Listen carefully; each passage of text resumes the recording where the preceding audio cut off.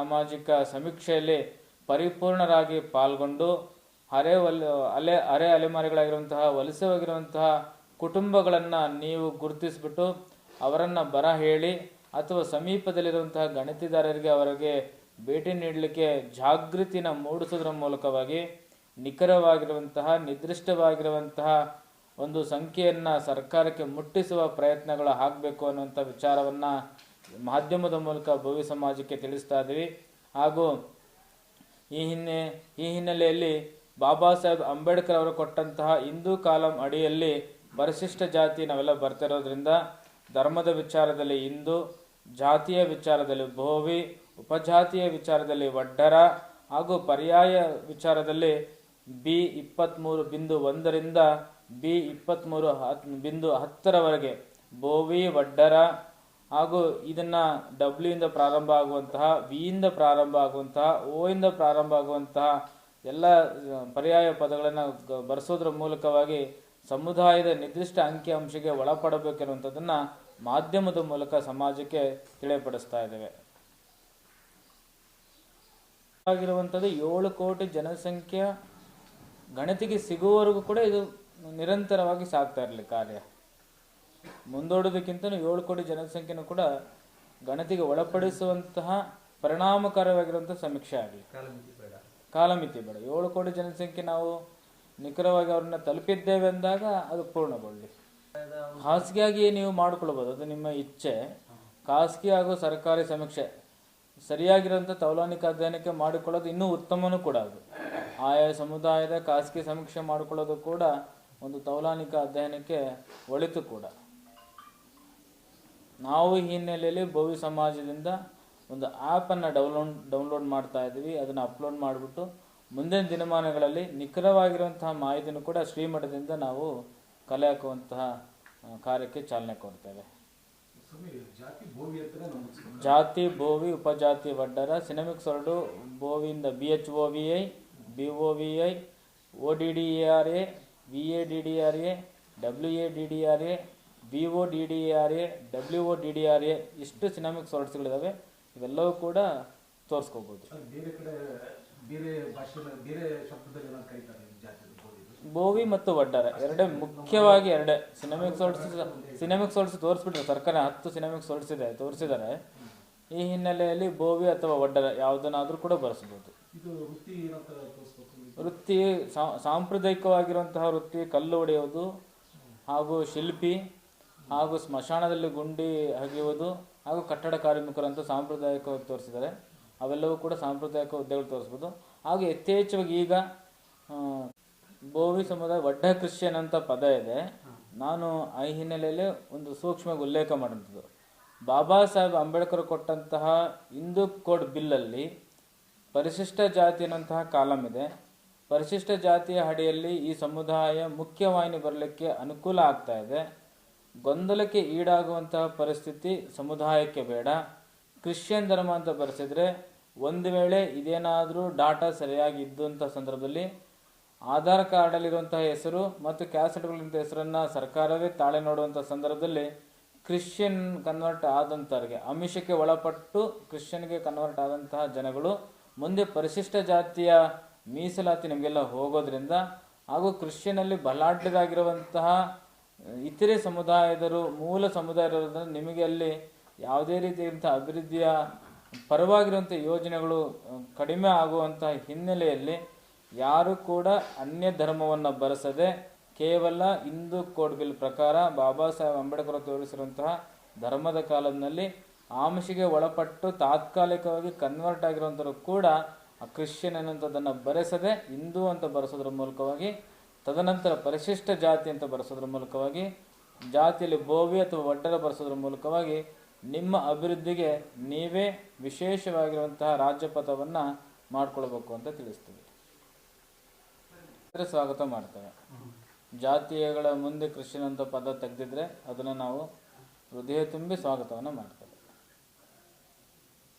ಯಾಕೆ ಅಂತಂದರೆ ಈ ಗೊಂದಲ ವಿಶೇಷವಾಗಿ ಪರಿಶಿಷ್ಟ ಜಾತಿಯಲ್ಲಿ ನಾಗಮೋಹನ್ ದಾಸರವರ ಆಯೋಗ ಸಮೀಕ್ಷೆಯಲ್ಲಿ ಧರ್ಮದ ಕಾಲಮೇ ಇರಲಿಲ್ಲ. ಪರಿಶಿಷ್ಟ ಜಾತಿಯರಿಗೆ ಕಾನೂನಾತ್ಮಕವಂತಹ ಒಂದು ತೊಡಕು ಏನಂತಂದರೆ ಯಾರು ಮತಾಂತರಗೊಂಡಿರ್ತಾರೋ ಅವರ ಮೂಲ ಸೌಲಭ್ಯ ಅಥವಾ ಮೂಲ ಮೀಸಲಾತಿ ಅದರಿಂದ ವಂಚಿತರಾಗ್ತಾರೆ. ಉದಾಹರಣೆಗೆ ಪರಿಶಿಷ್ಟ ಜಾತಿಯ ಯಾವುದಾದರೂ ಒಂದು ಕುಟುಂಬ ಮತಾಂತರಗೊಂಡಿದ್ರೆ ಅವರಿಗೆ ತತ್ಕ್ಷಣವೇ ಪರಿಶಿಷ್ಟ ಜಾತಿಯ ಮೀಸಲಾತಿ ಕಡಿತಗೊಳ್ಳುತ್ತೆ. ಆ ಹಿನ್ನೆಲೆಯಲ್ಲಿ ಯಾರೂ ಕೂಡ ಅನ್ಯ ಧರ್ಮವನ್ನು ಬರೆಸುವಂತಹ ಪ್ರಮೇಯಕ್ಕೆ ಹೋಗಬಾರ್ದು. ಹಾಗೂ ಈ ಸೂಕ್ಷ್ಮನ ಅರ್ಥ ಮಾಡಿಕೊಂಡು ನಾಗಮೋಹನ್ ದಾಸರವರು ಧರ್ಮದ ಕಾಲಮನ್ನು ತೆಗೆದುಹಾಕಿದ್ರು. ಪರಿಶಿಷ್ಟ ಜಾತಿ ಹಾಗೂ ಮೀಸಲಾತಿಯಿಂದ ಮೇಲಕ್ಕೆ ಬರುವಂಥ ಯಾರು ಪ್ರಯತ್ನ ಮಾಡ್ತಾ ಇದ್ದಾರೆ ಧರ್ಮವನ್ನು ಬದಲಾಯಿಸ್ಕೊಳ್ಬಾರ್ದು ಅಂತೇಳಿ ಈ ಮೂಲಕ ನಾವು ಅವರಿಗೆಲ್ಲ ತಿಳಿ ಹೇಳುವಂಥ ಪ್ರಯತ್ನವನ್ನು ಮಾಡ್ತೇವೆ. ಕರ್ನಾಟಕ ರಾಜ್ಯ ಸರ್ಕಾರ ಮಾಡಲಿಚ್ಛಿಸಿರುವಂತಹ ರಾಜ್ಯದ 7 ಕೋಟಿ ಜನಸಂಖ್ಯೆಯ ಪ್ರತಿಯೋರ್ವರ ಸಾಮಾಜಿಕ ಮತ್ತು ಶೈಕ್ಷಣಿಕ ಸಮೀಕ್ಷೆಯ ಹಿನ್ನೆಲೆಯಲ್ಲಿ ಪ್ರಥಮದಲ್ಲಿ ಸರ್ಕಾರದ ಕ್ರಮಕ್ಕೆ ಸ್ವಾಗತವನ್ನು ಕೋರ್ತಾ ಇಲ್ಲಿರುವಂತಹ ಸಾಂದರ್ಭಿಕವಾಗಿ ಹಬ್ಬದ ಸಂದರ್ಭದಲ್ಲಿ ಇದು ಪ್ರಾರಂಭ ಆಗಿದೆ.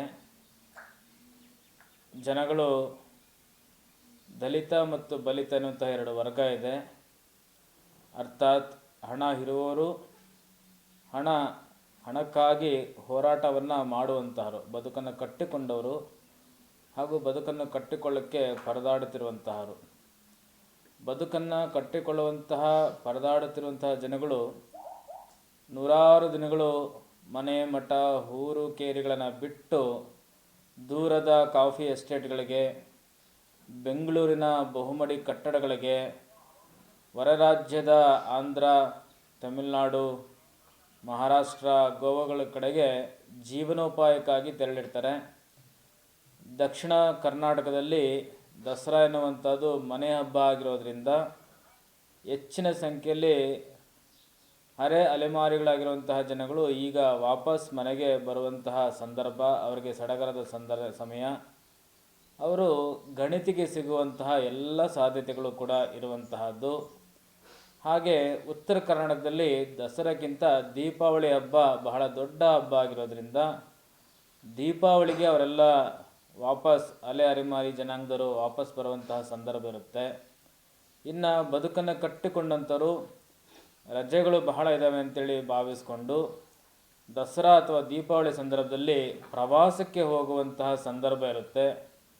ಈ ಹಿನ್ನೆಲೆಯಲ್ಲಿ ನಿಗದಿತ ಸಮಯದಲ್ಲಿ ಸರ್ಕಾರ ಹಾಕಿಕೊಂಡಿರುವಂತಹ ನಿಗದಿತ ಸಮಯದಲ್ಲಿ ಒಂದಿಷ್ಟು ಜನ ಗಣತಿಗೆ ಒಳಪಡಬಹುದು, ಒಂದಿಷ್ಟು ಜನ ಗಣತಿಗೆ ಒಳಪಡದೇ ಇರಬಹುದು.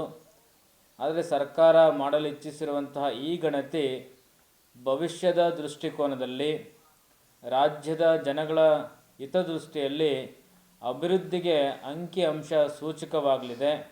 ನಿಖರವಾಗಿರುವಂತಹ ನಿರ್ದಿಷ್ಟವಾಗಿರುವಂತಹ ಅಂಕಿಅಂಶದಿಂದ ಸಮಾಜವನ್ನು ಕಟ್ಟಲಿಕ್ಕೆ ಹಲವು ಯೋಚನೆಗಳನ್ನು ಮಾಡಲಿಕ್ಕೆ ಅನುಕೂಲವಾಗುವಂತಹ ಹಿನ್ನೆಲೆಯಲ್ಲಿ ಯಾರೂ ಕೂಡ ಈ ಗಣತಿಯನ್ನು ವಿರೋಧಿಸದೆ ವೈಜ್ಞಾನಿಕವಾಗಿ ಈ ಗಣತಿನ ಮಾಡಲಿಕ್ಕೆ ಎಲ್ಲರೂ ಕೂಡ ಸಹಕಾರವನ್ನು ಮಾಡಬೇಕು ಅಂತೇಳಿ ಇಡೀ ರಾಜ್ಯದ ಎಲ್ಲರಲ್ಲಿ ನಾನು ವಿನಂತಿಯನ್ನು ಮಾಡ್ತಾ, ಹಾಗೆ ಸರ್ಕಾರವೂ ಕೂಡ ನಿರ್ದಿಷ್ಟ ಸಮಯ, ಅಲ್ಪ ಸಮಯದಲ್ಲೇ ಇಡೀ ಗಣತಿನ ಮಾಡಬೇಕನ್ನೋಂಥ ಆಲೋಚನೆಯನ್ನು ಮಾಡದೆ ಕನಿಷ್ಠ ಪಕ್ಷ 7 ಕೋಟಿ ಜನಸಂಖ್ಯೆ ಇರುವಂಥ ಈ ಸಂದರ್ಭದಲ್ಲಿ 7 ಕೋಟಿ ಜನಸಂಖ್ಯೆನೂ ಗಣತಿಗೆ ಒಳಪಟ್ಟಿದ್ದಾರಾ ಎಂಬುದನ್ನು ಖಾತ್ರಿಪಡಿಸಿಕೊಂಡು, ಅಥವಾ 7 ಕೋಟಿ ಜನಸಂಖ್ಯೆ ಗಣತಿ ಆಗುವವರೆಗೂ ಕೂಡ ಈ ಕಾರ್ಯಕ್ಕೆ ಇತಿಶ್ರೀ ಹಾಡದ ಹಾಗೆ ಈ ಹಿನ್ನೆಲೆಯಲ್ಲಿ ವಿಶೇಷವಾಗಿರುವಂಥ ಮಾನದಂಡಗಳನ್ನು ಕೂಡ ಮಾಡಿಕೊಂಡು ಕರ್ನಾಟಕ ರಾಜ್ಯ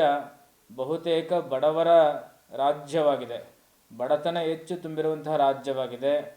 ಕೂಲಿ ನಾಲಿಯನ್ನು ಮಾಡುವಂಥ ಸಂಖ್ಯೆ ಹೆಚ್ಚಿದರೆ ಈ ಹಿನ್ನೆಲೆಯಲ್ಲಿ ಕೇವಲ ನಮ್ಮ ರಾಜ್ಯದಲ್ಲಿ ಉದ್ಯೋಗ ಸಿಗ್ತಾ ಇಲ್ಲ ಅನ್ನೋಂಥ ದೃಷ್ಟಿಕೋನದಲ್ಲಿ ಹೊರ ರಾಜ್ಯಗಳಿಗೂ ಕೂಡ ಅವರು ವಲಸೆ ಹೋಗಿ ದುಡಿಲಿಕ್ಕೆ ಬದುಕನ್ನು ಕಟ್ಕೊಳ್ಳುವಂತಹ ಕೆಲಸ ಕಾರ್ಯಗಳು ನಡೀತಾ ಇದೆ. ಇದೆಲ್ಲವನ್ನು ಸರ್ಕಾರ ಗಮನಿಸಿಬಿಟ್ಟು ನಮ್ಮ ರಾಜ್ಯದಲ್ಲಿ ಕಾಫಿ ಎಸ್ಟೇಟ್ಗಳಲ್ಲಿ, ಬಹುಮಡಿ ಕಟ್ಟಡಗಳಲ್ಲಿ, ಬೇರೆ ಬೇರೆ ಪ್ರದೇಶಗಳಲ್ಲಿ ಯಾರು ವಲಸೆ ಹೋಗಿರ್ತಾರೆ ಅವರಿಗೆ ವಿಶೇಷವಾಗಿರುವಂತಹ ತಂಡವನ್ನು ರಚನೆ ಮಾಡಿ ಆ ಪ್ರದೇಶಕ್ಕೆ ಹೋಗಿ ಯಾರ್ಯಾರು ಬೇರೆ ಬೇರೆ ಜಿಲ್ಲೆಗಳಿಂದ, ಊರುಗಳಿಂದ, ಹಳ್ಳಿಗಳಿಂದ ಬಂದಿದ್ದರೆ ಅವರನ್ನ ಗಣತಿಗೆ ಒಳಪಡಿಸುವಂಥ ಕಾರ್ಯವನ್ನು ಮಾಡಿದರೆ ಮಾತ್ರವೇ 7 ಕೋಟಿ ಜನಸಂಖ್ಯೆ ನಮ್ಮ ಗಣತಿಗೆ ಸಿಗಲಿಕ್ಕೆ ಸಾಧ್ಯತೆ ಇದೆ.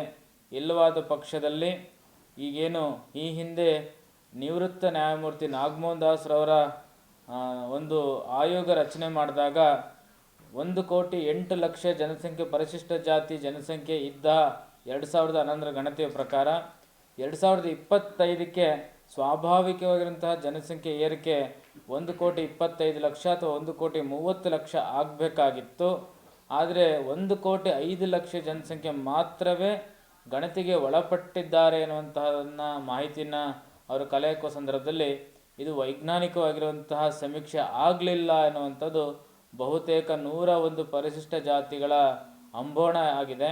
ಈ ಹಿನ್ನೆಲೆಯಲ್ಲಿ 7 ಕೋಟಿ ಜನಸಂಖ್ಯೆ ನಿಖರವಾಗಿರುವಂತಹ ಸಮೀಕ್ಷೆಗೆ ಒಳಪಡುವವರೆಗೂ ಕೂಡ ಈ ಕಾರ್ಯ ನಿಲ್ಲದಿರಲಿ, ನಿರಂತರವಾಗಿ ಸಾಗಿ ನಿರ್ದಿಷ್ಟವಾಗಿರುವಂಥ ಸಮಯದ ಗಳಿಗೆನ ಇಟ್ಟುಕೊಳ್ಳದೆ ಪರಿಪೂರ್ಣವಾಗಿರುವಂಥ ತನಿಖೆಯ ಅಥವಾ ಪರಿಪೂರ್ಣವಾಗಿರುವಂಥ ಸಮೀಕ್ಷೆ ತದನಂತರದಲ್ಲೇ ಡಿಕ್ಲೇರೇಷನ್ನ ಸರ್ಕಾರ ಕೊಡಬೇಕಿರುವಂಥ ವಿಚಾರವನ್ನು ಹೇಳ್ತಾ ಇದ್ದೇನೆ. ಇದರ ಜೊತೆಯಲ್ಲಿ ಬೋವಿ ಸಮಾಜ 1,08,00,000 ಜನಸಂಖ್ಯೆ ಇದ್ದಂಥ ಸಂದರ್ಭದಲ್ಲಿ 11.5 ಲಕ್ಷ ಜನಸಂಖ್ಯೆ ಅವತ್ತಿನ ಕಾಲಕ್ಕೆ ಪರಿಶಿಷ್ಟ ಜಾತಿಯಲ್ಲಿ ಇದೆ ಅನ್ನುವಂಥದ್ದನ್ನು ಸಮೀಕ್ಷೆಗೆ ಒಳಪಟ್ಟಿತ್ತು. ಆದರೆ ನಾಗಮೋಹನ್ ದಾಸ್ ಅವರ ಆಯೋಗದ ಸಮೀಕ್ಷೆಯಲ್ಲಿ ಕೇವಲ 10,000 ಜನಸಂಖ್ಯೆ ಹೆಚ್ಚಾಗಿದೆ. ಅದರಲ್ಲೂ ವಿಶೇಷವಾಗಿ ಪುರುಷರ ಸಂಖ್ಯೆ ಇಳಿಕೆ ಆಗಿದೆ ಎನ್ನುವಂಥದ್ದನ್ನು ಸಮೀಕ್ಷೆಯಲ್ಲಿ ಗೊತ್ತಾಗಿದೆ. ಈ ಲೋಪದೋಷಗಳನ್ನು ಸರಿಪಡಿಸುವಂತಹ ಮತ್ತೊಂದು ಅವಕಾಶ ನಮ್ಮ ಸಮುದಾಯಕ್ಕೆ ಸಿಕ್ಕಿರುವಂತಹದ್ದು. ಕಾರಣ ಬೋವಿ ಸಮಾಜ ಸರ್ಕಾರ